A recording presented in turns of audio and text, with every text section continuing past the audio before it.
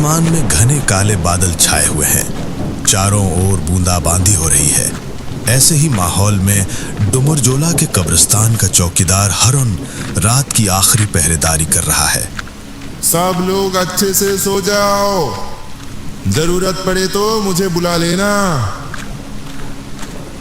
हाय रे जिंदगी, इन मरे हुओं की भी रखवाली करनी पड़ती है। पैसे के लिए सब कुछ करना पड़ता है।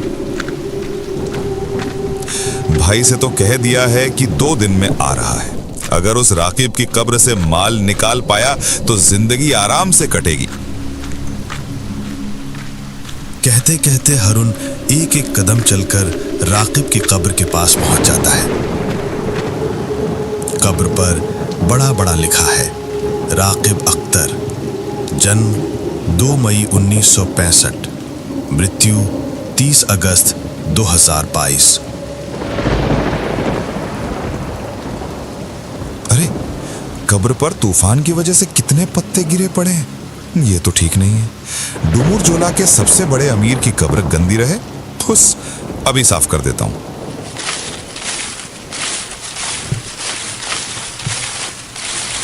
हरुन पत्ते साफ करने लगता है।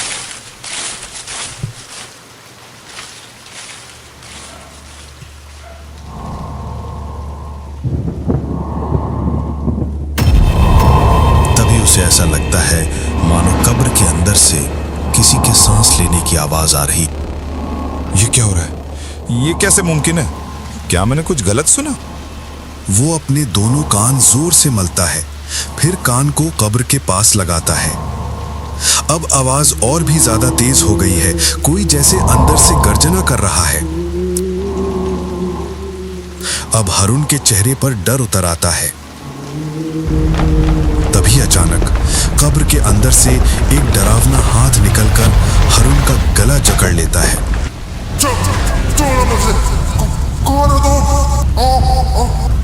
धीरे धीरे हरुन की आंखें बाहर निकलने लगती हैं, शरीर लाल पड़ने लगता है।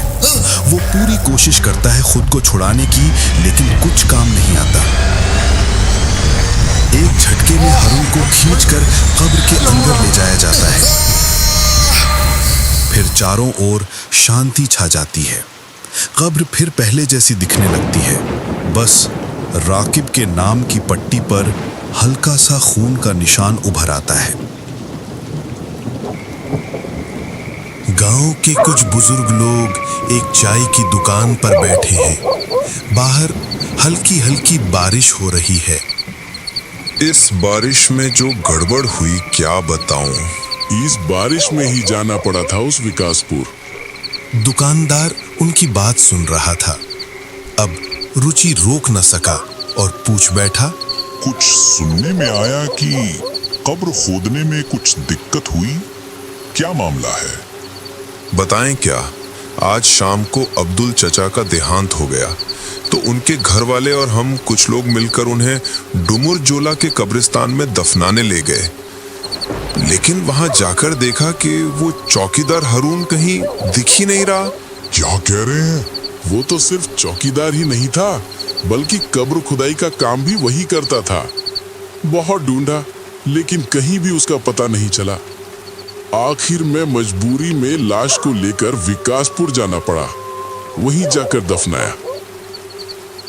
अभी कुछ ही देर पहले लौटे हैं। हारून ने बिना कुछ बताए ऐसे कैसे गायब हो गया? हैरानी की बात यह है कि उसके कमरे में उसके सारे कपड़े और सामान वैसे ही रखे हैं। बिना कुछ लिए वो गया कैसे?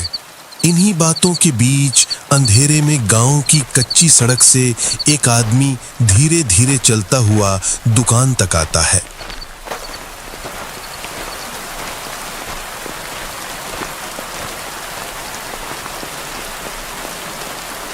माफ कीजिए, डुमरजोला का कब्रिस्तान किस तरफ है? लगता है आप नए हैं यहाँ। कब्रिस्तान क्यों जाना है? मेरा नाम जामिद है। दरअसल मेरा भाई हरुन मियाँ वहीं काम करता था। 2 दिन से उसका कोई फोन नहीं लग रहा, तो उससे मिलने चला आया। ओह, तो हारून तुम्हारा भाई है? उसी की बात हो रही थी। वो तो गायब है, नहीं मिल रहा। गायब मतलब? हरून ने बिना कुछ बताए ही ऐसे कैसे गायब हो गया? आज जब दफनाने गए तो देखा उसके कमरे में सब कुछ है, बस वो नहीं है। जामिद मन ही मन मुस्कुराता है। भाई ने तो मुझे बताया था कि राकिब नाम के मरे हुए आदमी की उंगली में हीरे की अंगूठी है। अगर कब्र से निकाल लिया जाए तो कई सालों तक बैठे बैठे खा सकते हैं। जब सामान वहीं है, मतलब वो जरूर कहीं छिपा बैठा है। भाई क्या सोच में पड़ गए? नहीं कुछ नहीं। अगर आपसे एक बात कहूं, क्या आप मानेंगे? हाँ कहो।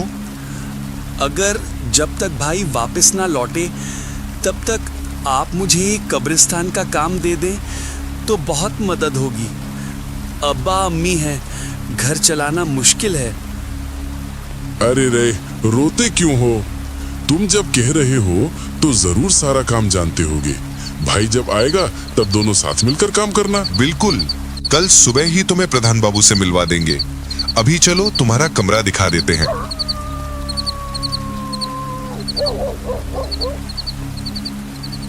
दोनों आदमी जामिद को लेकर कब्रिस्तान की ओर चल पड़ते हैं।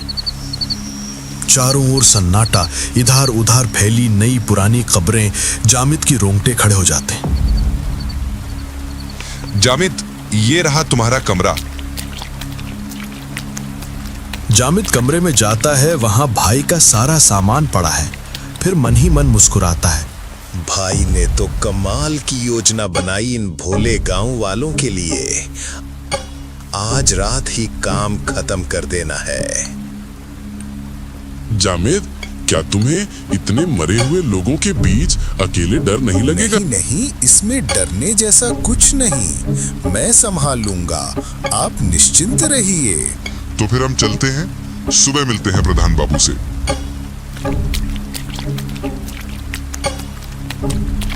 अब कब्रिस्तान में बस जामिद और कब्रों के नीचे दफन लोग हैं।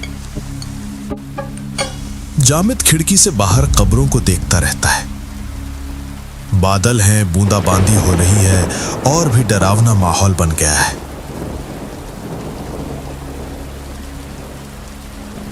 भाई यहाँ अकेले अकेले कैसे रह पाता था?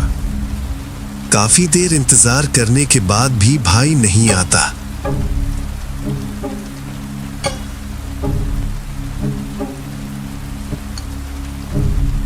अब तो कोई नहीं है, क्यों ना अभी काम खत्म करके निकल जाऊं। घंटा भर इंतजार के बाद वो तय करता है कि खुद ही कब्र खोदेगा। कमरे के कोने से कुदाल उठाकर बारिश में बाहर निकल पड़ता है।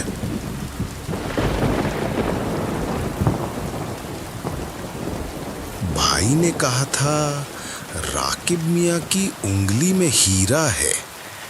शायद पश्चिम की ओर उस इमली के पेड़ के पास उसकी कब्र होगी।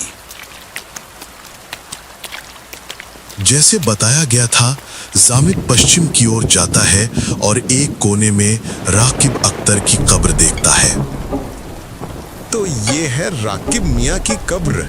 हीरा मिल गया तो ही जिंदगी बन जाएगी। वो पत्थर की कब्र को तोड़ना शुरू करता है।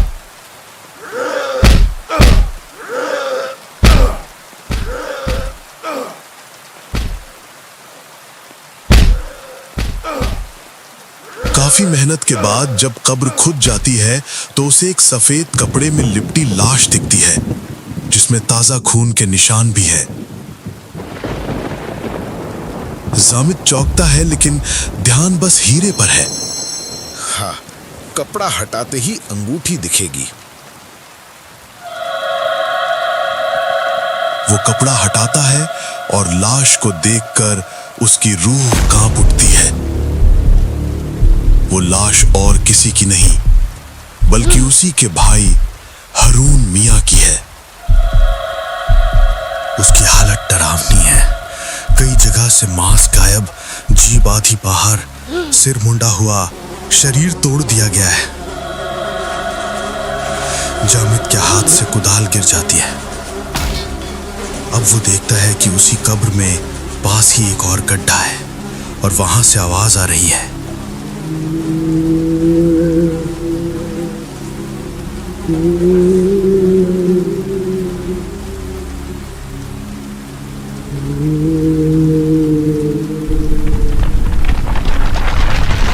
गड्ढे की मिट्टी हिलती है और एक सड़ा गला शव बाहर आता है। शव की आंखें नहीं है, दो काले गड्ढों से चूहे बाहर आ रहे हैं। मुंह खुला है और उसमें कोई अनजाना कीड़ा रेंग रहा है।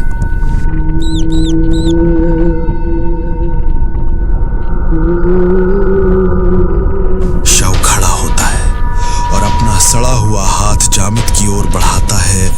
उसकी उंगली में हीरा जड़ा हुआ है।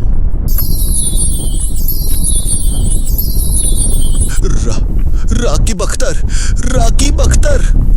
वो पलटकर भागने की कोशिश करता है, लेकिन तभी शव का हाथ उसके पांव को जकड़ लेता है। कोई बचाओ, मुझे नहीं चाहिए हीरा, छोड़ दो। लेकिन उसकी चीखें बारिश और हवा के बीच दब जाती हैं। धीरे धीरे वो लाश उसे भी खींचकर कब्र में ले जाती है। कुछ समय बाद सब शांत हो जाता है। राकीब अख्तर की कब्र वैसी की वैसी दिखती है। कोई कभी नहीं जान पाया कि हारून और जामिद कहां लापता हो गया।